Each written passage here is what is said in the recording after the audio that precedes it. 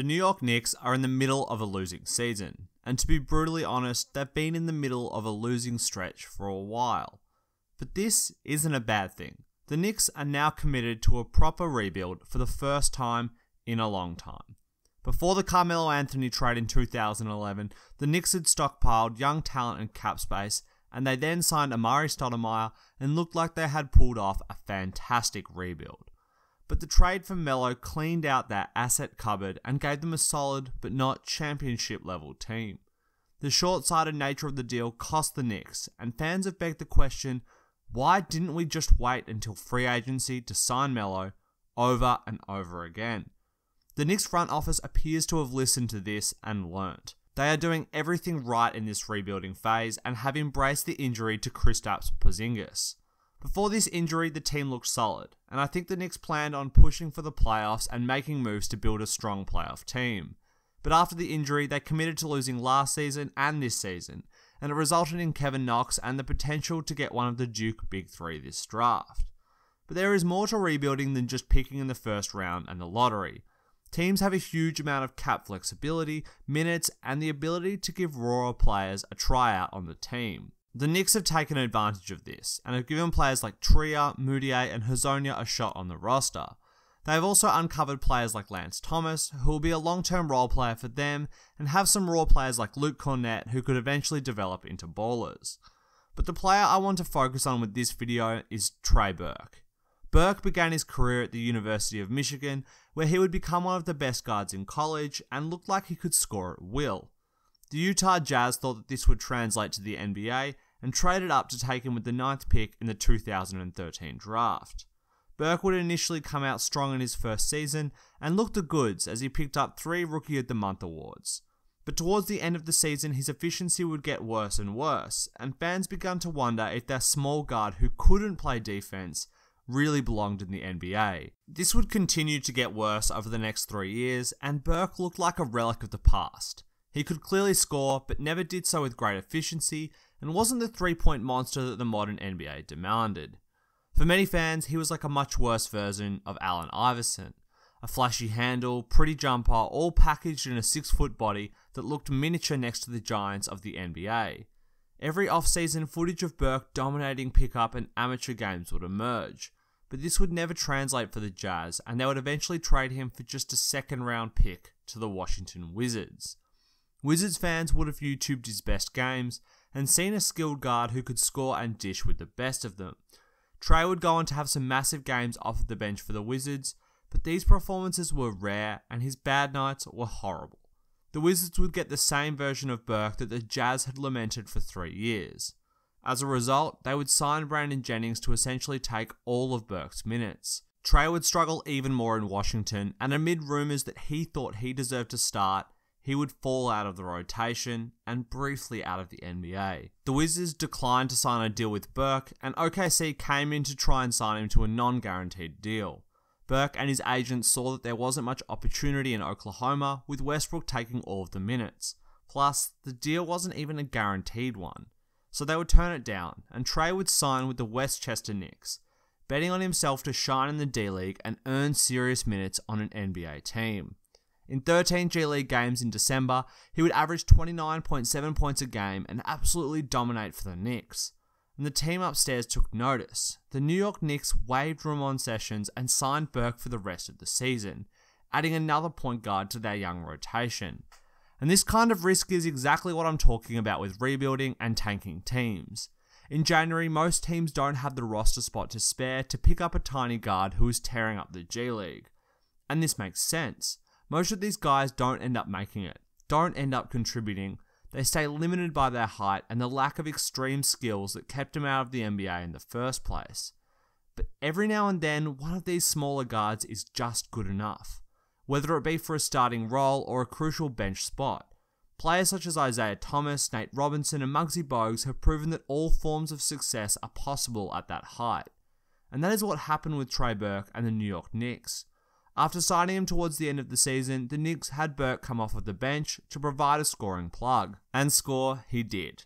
In limited minutes to begin with, Burke would come out and take control of the ball and the duties of putting it in the bucket. But this time it was different. He wasn't as inefficient and his height didn't seem like as much of an issue. Trey looked way more in control, as if his experience of falling out of the NBA and into the G League had forced him to turn inwards. Burke has obviously evaluated his previous play and resolved to get teammates involved more, take better shots, and shoot more threes. But this was more than just a mentality thing. Burke looked slightly bigger, stronger, and faster out there on the court. As if he realised that unlike guards who are 6'4", he would need to get every ounce of power out of his smaller frame to be successful in this league. And this level of play would show. In his limited minutes, he played well to start, before dropping 18 points and 11 assists in his 5th game as a Knick and his first with real playing time. After this game, his minutes would tick up and so would his play. He dropped 26 points 2 nights in a row, and then later in the season he would get his first start. He would notch 19 points, 3 assists, and 3 steals in just 27 minutes as he helped lead the Knicks team of youngsters to a win against his old team, the Washington Wizards and John Wall. I imagine that this would have been particularly satisfying for Burke, getting back at the very team that cut you and thought you weren't worthy of the NBA. But the next game would have been pure vindication. Burke put up 42 points and dished out 12 assists against Kemba Walker and the Charlotte Hornets. Armed with only Enes Kanter, Michael Beasley, and Tim Hardaway Jr. as teammates that were capable of scoring, Burke led them to 128 points in total. But that team wasn't capable of playing defense and the Knicks would fall. Another loss on the path to Kevin Knox. But that game wasn't about winning or losing. It was about showing that Burke belonged in the league. You don't score 42 points in an NBA game if you don't belong in some level in the NBA, especially if you have 11 assists to go along with it. And then Burke would go from strength to strength as he closed the rest of the season out as a starter, averaging 19 points and 8 assists and leading the team from the guard position. The Knicks would keep him on the roster for this season, and many expected him to be the starting point guard. I think that this was a little bit too high of an expectation, as small guards have to be Allen Iverson or 2007 Isaiah Thomas quality in order to start and make up for their defensive woes. And while with the braids and the on-court demeanour, Burke might remind you of AI, he doesn't hold a candle to the pound-for-pound best player ever. But as a 6th or 7th man off of the bench, Burke has massive potential. NBA teams only have so much talent, and most of it is poured into the starting unit to maximise how good they are for 36 minutes a game. For this reason, bench units will tend to struggle to find two-way players or guys who can really put the ball in the basket. That's why guys like J.R. Smith, Jamal Crawford, and Lou Williams have been able to forge careers as off-the-bench scorers. Their offense is at such a high level that it makes up for their defensive woes and allows them to hold or extend leagues almost single-handedly. Now, I don't necessarily think that Burke will reach the level of these past 6 Man of the Year award winners, but he is of the same mould and almost equal ability to score as these guys. Burke's best trait is his lightning fast speed. Give him an inch of space and he is off to the races. He blows by even the quickest and best defenders. And when you put him up against a bench guard who isn't as experienced or talented, it's game over a lot of the time. Game over because Burke is crafty at the rim and can finish with both hands with either a layup or a beautiful floater. Trey has spent his life playing amongst the trees and manages to find a way through the canopy every trip down. But he also has a wicked mid-range jumper and a crossover. Burke's crossover and braids are probably why people like to call him the New York Iverson or Mini Iverson. It is wicked fast and he chains them together like he is on a mission to snap somebody's ankles. And when he does create the space off of this move, he can rise up for a mid-range jumper and will knock it down most of the time. Plus, this season his 3-ball looks to be slightly better than before, and that will do wonders for opening up his game and allowing him to play off ball. But Burke is more than just a scorer. He has improved his passing significantly since his Jazz days, where it was already quite good. He makes the right decision most of the time on the court and will kick it out to an open 3-point shooter. But he's perhaps best at running pick and roll with Enes Kanter. Kanter has great hands and Burke is fantastic at getting him the ball in the right position for an easy score. And the way that the Knicks have been using Burke is also fantastic. They bring him off the bench and allow him to run the second unit. Here, he can focus on scoring the basketball, and then if he plays with the primary unit, He could run more pick and roll action with Kanter to open up the floor for everybody else. But Burke's minutes vary based off the way he is playing, and this is perfect for a bench scorer. He could be on a championship team with the Knicks or another squad in 3 to 4 years, as a guy who scores off the bench for 18 minutes and plays more when he heats up. This is the exact kind of player good, deep teams need, and the Knicks' rebuilding process has allowed them to find him. It was the patient, correct move, and that correct, patient approach is continuing for the Knicks.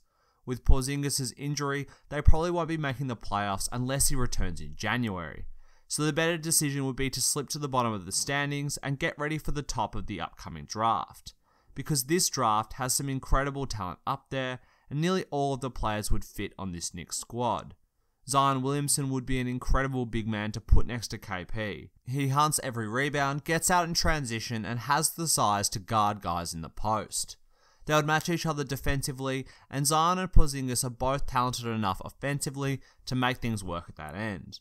In fact, I think that the gravity that Zion provides down low would do wonders for opening up jump shots even more for KP.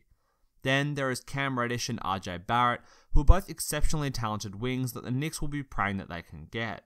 They'll be able to slot alongside Kevin Knox at the 2 or the 3, and allow Porzingis to play the 4 with big Mitch Robinson at the 5. Either of these options and many more in the draft work for the Knicks, and like Trey Burke, they'll be a reward for rebuilding the right way. Thanks for watching, guys. I hope you enjoyed the video, and if you did, be sure to leave a like, subscribe, and hit the bell for notifications as well. And let me know in the comments what you think of Trey Burke and the New York Knicks.